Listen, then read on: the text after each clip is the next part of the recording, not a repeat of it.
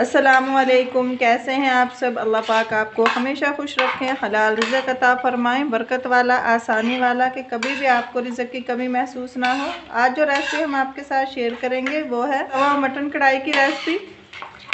तो रेसिपी शुरू करने से पहले आपसे रिक्वेस्ट है कि हमारे चैनल को सब्सक्राइब कर लें और बेल आइकन को ज़रूर प्रेस कीजिएगा ताकि हमारी हर रेसिपी की नई वीडियो बर वक्त आप तक पहुँच सके। तो शुरू करते हैं।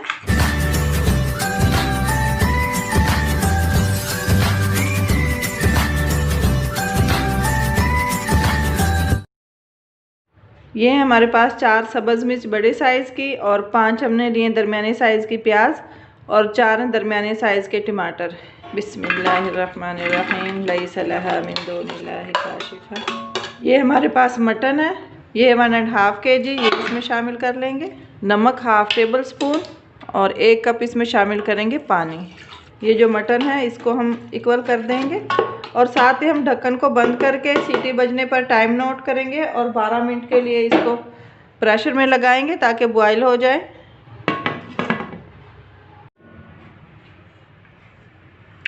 ये मटन अब हम चेक कर लेते हैं, बॉयल हो चुका है। बट मटन जो है हमारा बॉयल हो चुका है। हमने यहाँ पे इसको बहुत ज़्यादा नहीं बॉयल करना है क्योंकि थोड़ी देर हमने तवे पे भी इसको दम के लिए रखना है ताकि जो तवे का जो लोहे का जायका होता है वो इसमें आए। यहाँ पे हम तकरीबन सालन वाले 2 चम्मच जो है वो ऑयल लेंगे। ये 2 चम्मच हमने लहसुन पेस्ट लिया है और 1 चम्मच लिया है अदरक पेस्ट। इसको हम हल्का सा फ्राई करेंगे। अदरक हमारी फ्राई हो चुकी है। ये अब जो हमने मटन बॉयल किया था ये हम इसमें शामिल कर लेंगे।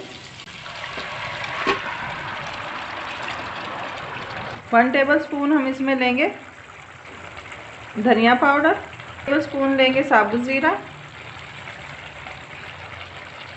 और 1 टेबल स्पून लेंगे रेड कुटी हुई मिर्च। 1/2 टेबल स्पून लेंगे हल्दी पाउडर। अब हम इसको इतनी देर पकाएंगे जो इसमें का पानी है सारा खुश्क हो जाए। बिस्मिल्लाहिर्रहमानिर्रहीम। अब हम इसको 10 से 12 मिनट के लिए कवर कर देंगे। 1/2 टेबल स्पून हम इसमें शामिल करेंगे काली मिर्च पाउडर, 1/2 टेबल स्पून गरम मसाला कुटा हुआ। इसको मिक्स करेंगे। बारीक कटा हुआ अदरक और बारीक कटी हुई ये सब्ज़ मिर्च है ये इसमें डाल लेंगे। ये हमारे पास सब्ज़ धनिया। अब हम इसको 1 मिनट के लिए सिर्फ कवर करेंगे। रेसिपी हमारी कंप्लीट है। वीडियो अच्छी लगे तो वीडियो को लाइक कर दें। तो इजाज़त चाहती हूँ एक छोटी सी दुआ के साथ।